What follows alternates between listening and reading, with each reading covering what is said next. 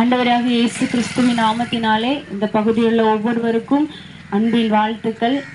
இயேசு கிறிஸ்து உங்களுக்காக எனக்காக இந்த பூமிக்கு வந்து நமக்காக உயிரை கொடுத்த ஒரு அன்புள்ள தெய்வம். இந்த இயேசு கிறிஸ்துவை குறித்த ஒரு சிறு நற்செய்தி உங்கள் மத்தியிலே அறிவிக்க வந்திருக்கிறோம்.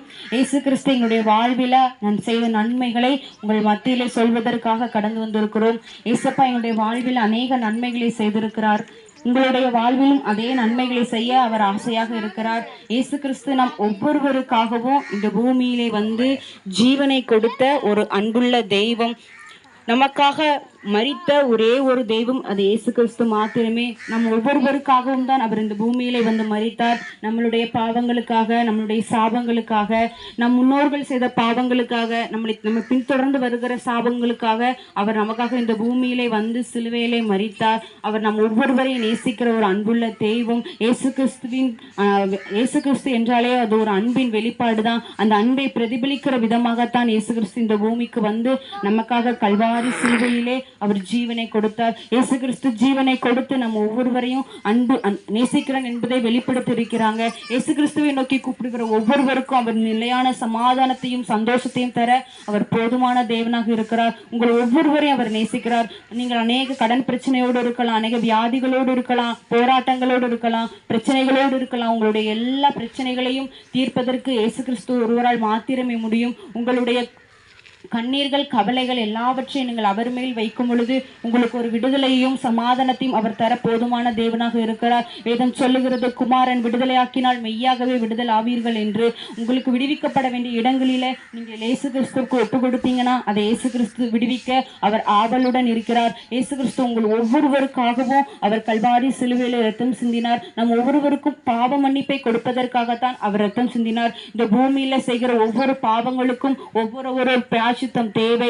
அதன் விளைவாகத்தான் நாம் செய்த பாவங்களின் பிராயச்சித்தமாகத்தான் இயேசு கிறிஸ்து இந்த பூமியிலே வந்து கல்வாரி சிலுவையிலே அவர் ஜீவனை கொடுத்தார். அவர் மரித்ததின் நிமித்தம் நமக்காக பரலோகம் என்கிற ஒரு இடத்தை அவர் ஆயத்தம் பண்ணி வைத்திருக்கிறார். அந்த இடத்திற்கு நம்ம ஒவ்வொருவரையும் கூட்டிக் கொண்டு போகத்தான் அவர் இந்த பூமிக்கு வந்தார். அந்த பரலோகம் என்கிற ஒரு இடத்திற்கு நாம் ஒவ்வொருவரும் போக வேண்டும் என்றால் அதற்கு நம் ரட்சிப்பு அவசியமான தேவையாக இருக்கிறது. அந்த ரட்சிப்பை கொடுக்கும்படியாகத்தான் இயேசு கிறிஸ்து இந்த பூமிக்கு வந்தார். பரிசுத்தம் இல்லாமல் அந்த பரலோக ராஜ்யத்திற்குள் யாராலும் பிரவேசிக்க முடியாது. இந்த உலகத்திலே வாழ்வதற்கு ஒரு வழிமுறை உண்டு.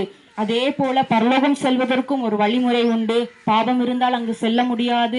பரிசுத்தமான ஒரு வாழ்க்கை இருந்தால் மாத்திரமே பரலோக ராஜ்யத்திற்குள்ளே நம்ம பிரவேசிக்க முடியும். அந்த ஒரு பரிசுத்தமான வாழ்க்கையை கொடுக்கும்படியாகத்தான் இயேசு கிறிஸ்து இந்த பூமிக்கு வந்தார். அவர் இதற்கு முன்பாக வந்தபொழுது ஒரு குழந்தையாக வந்து வளர்ந்து நம்மளுக்காக மரித்தார். மீண்டும் ஒரு நேரம் வருவார். அப்பொழுது அவர் ராஜாவாக வருவார். அப்பொழுது அவர் நம்மை ஒவ்வொருவரையும் பரலோகத்திற்கு கூட்டிக் கொண்டு போவதற்காக வருவார். அப்பொழுது வரும்பொழுது நாம் ஒவ்வொருவரும் அவரோடு கூட போக வேண்டும். அப்படி போக வேண்டும் என்றால் நாம் இந்த பூமியிலே வாழும் பொழுது வாழ்கிற வாழ்க்கையை இயேசு கிறிஸ்துவுக்கு பிரியமான ஒரு வாழ்க்கையாக நாம் வாழ வேண்டும். அவருக்கு பிடித்தமான ஒரு வாழ்க்கையாக வாழ வேண்டும். இயேசு கிறிஸ்துவுக்கு பிரியமான வாழ்க்கை என்றால் என்ன அப்படின்னு கேட்டீங்கன்னா, அவருக்கு பிரியமானவள், அதாவது உண்மையாக வாழணும், பரிசுத்தமாக வாழணும், பாவம் செய்யாத ஒரு உண்மையுள்ள தெய்வம் இயேசு கிறிஸ்து. இயேசு கிறிஸ்து அவரை போலவே நாமும் வாழ வேண்டும் என்று அவர் ஆசைப்படுகிறார். ஆகையினால் இந்த சத்தத்தை கேட்கிற ஒவ்வொரு ஜனங்களுக்கும் நாங்கள் தயவாய் சொல்லுகிறோம், இயேசு கிறிஸ்து மீண்டும் வருவார். அவர் மத்திய ஆகாயத்திலே வரும் பொழுது அவர் நம்மளை பரலோக ராஜ்யத்திற்கு கூட்டிக் கொண்டு போகும்படி அவர் வருவார். ஆகையால் இந்த சத்தத்தை கேட்கிற ஒவ்வொருவரும் இயேசு கிறிஸ்துவை உங்கள் மனதிலே நோக்கி கூப்பிடும் பொழுது உங்களுக்கு தேவையான விடுதலை சமாதானத்தையும் சந்தோஷத்தையும் தர அவர் போதுமான தேவனாக இருக்கிறார். நாம் மனிதர்களிடத்துல சொல்ல முடியாத சில பிரச்சனைகள், சில வியாதிகள், சில கண்ணீர்களை இயேசு கிறிஸ்துவினிடத்துல சொன்னால் அதற்கு அவர் விடுதலையை தருவார். மனிதர்களிடத்துல நாம் கண்ணீர் வடிப்பதின் காரணமாக ஒரு பலனும் கிடையாது. ஆனால் அதே கண்ணீரை நீங்கள் இயேசு கிறிஸ்துவினுடைய பாதத்திலே வடிக்கும் பொழுது அந்த கண்ணீருக்கு தக்கன பலனும் அதனுடைய விடுதலையையும் சமாதானத்தையும் இயேசு கிறிஸ்து தருவார். உங்கள் ஒவ்வொருவருக்கும் தருவார். நிலையான ஒரு சமாதானம், அதாவது இயேசு கிறிஸ்து கொடுக்கிற ஒரு சமாதானத்தை இந்த பூமியில் உள்ள ஒருவராலும் கொடுக்க முடியாது. அப்படிப்பட்ட ஒரு சமாதானம் சந்தோஷத்தையும் அவர் உங்களுக்கு தருவார். பணம் இருந்தால் சமாதானமாக இருப்பான் என்று சொல்லி அநேக சொல்லுவாங்க.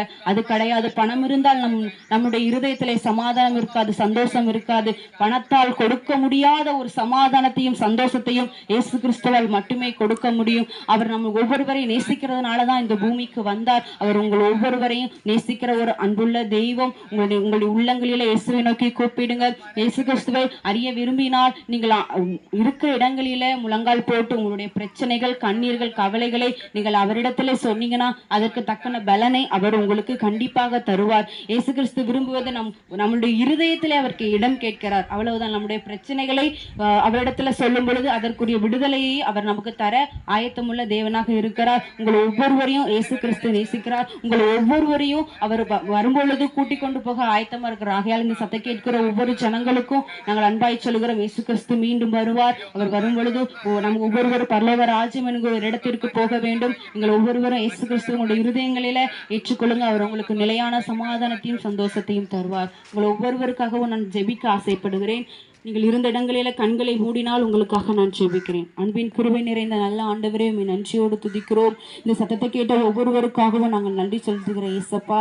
இந்த சத்தத்தை கேட்ட ஒவ்வொரு ஜனங்களுக்குள்ளேயும் அப்பா நீங்க இருக்கும்படியாய் ஜெபிக்கிறோம். உங்களுடைய இருதயத்துல சமாதான சந்தோஷத்தை கட்டளையிடுங்க ஏசப்பா. இந்த சத்தத்தை கேட்ட ஒவ்வொரு ஜனங்களை நாங்களுடைய ராஜ்யத்திலே பார்க்க நீங்க எங்களுக்கு கிருபை தரும்படியாய் ஜெபிக்கிறேன். உங்களுடைய கரங்களுக்குள்ள ஒப்பு கொடுத்து ஜெபிக்கிறேன். இயேசுவின் மூலியமாய் ஜெபிக்கிறேன் பிதாவே. ஆமென். God bless.